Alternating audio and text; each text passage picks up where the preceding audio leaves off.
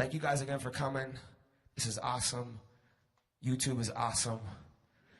They have been the platform for us to reach our fans, and that is the most important thing as a musician in 2012 going into 2013 is a way to directly connect your art to the people.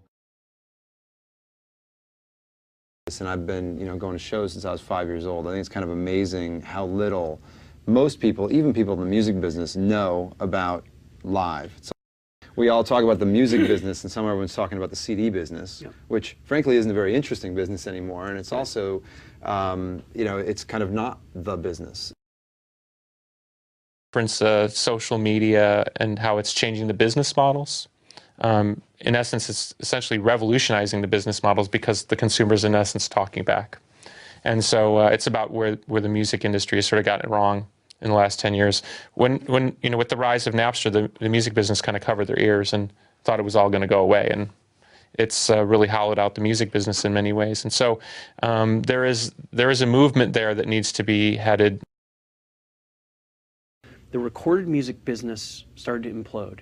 And the artist who used to make 80% of his money from record sales and 20% from the road, maybe, suddenly it was completely flipped over in about 4 years, right? Thanks, Napster. Right.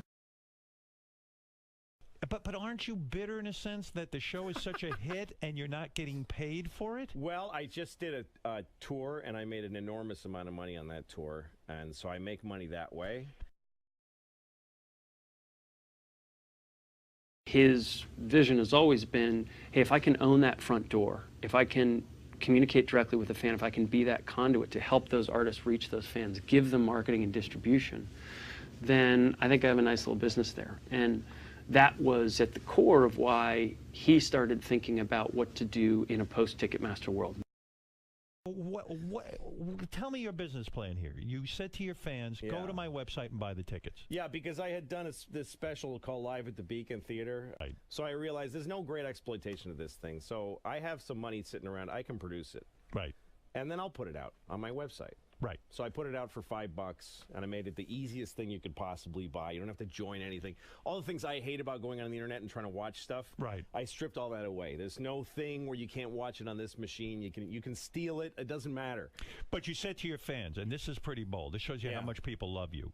You said to your fans, look, you could steal this thing, but please pay the $5 because, look, I got to make some money. I'm not Warner Brothers. I'm just this guy. And miraculously, they paid attention for the most part. Yeah, and it generated what, $1 million? $1 million in a week. In a week. Wow. Yeah. Wow, that's pretty impressive. Yeah. And when you sell tickets to your shows, you don't use a Ticketmaster. Yeah. So once I had also people opted into the mailing list. Yeah, right.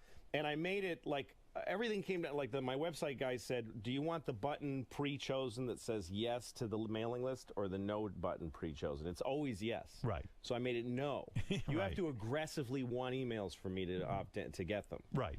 So everybody I write to is somebody who bought something and said, yes, I want to hear from you again. So when I put the tickets on sale, me and Mike Berkowitz, my agent, we spent about a year putting together a tour of venues that were willing to work without Ticketmaster. Which are not many, right? No. Because they're afraid of Ticketmaster. Well, they get paid by Ticketmaster, not to use other ticket services. Right. Ticketmaster has the capital to keep the system locked up. It's, So you were able to keep the ticket price low. It was like $40 to go see you. $45 no matter what seat, no matter what city. That's what And you sold out all the shows. Yeah, I wrote to all my. I didn't even advertise, or tweet even. Right. I just wrote to people who had bought the thing and said, "There's tickets available, $45. There's no ticket fees, and if you sell these tickets on eBay or something, they'll be shut off." And it generated $4.5 million. More than that, yeah, like a few $1 million, and again in a few days. Like we've sold out the tour in by the end of the day, and then added second shows in almost every city. So now you are a multi-millionaire, right? Very big. It's e-commerce, but e-commerce where the supply chain has a lot more, and understandably, rightly so, a lot more control and power than in, say, Amazon's or others, right? Yeah.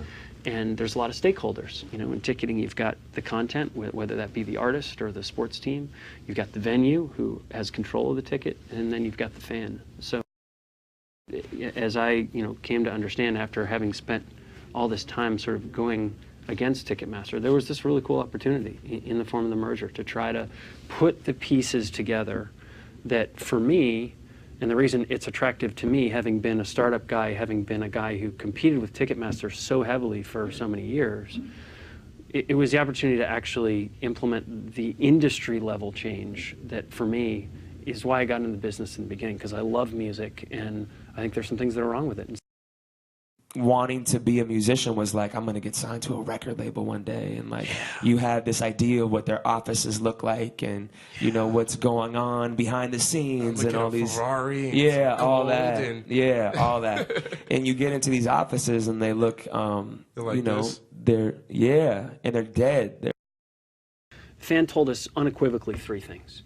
He said, we've got a fan experience problem first and foremost. There are things about buying the ticket that suck. There are things about going to the show that suck. And listen, if we bury the tickets underground here, the passionate fan's going to find them and come.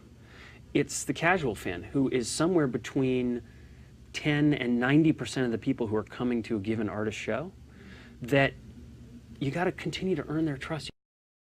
As an industry, we're like the last Wild West frontier of pricing in American business, right? In global business. We just totally whiff on where the intersection of supply and demand is, right? There is a tremendous amount of value that is built on the backs of the parties who are in the chain that they're not participating in. And on the pricing side, we're trying to bring science and insight and tools to the industry and then say, here they are, let's start to use them. So. Hands up.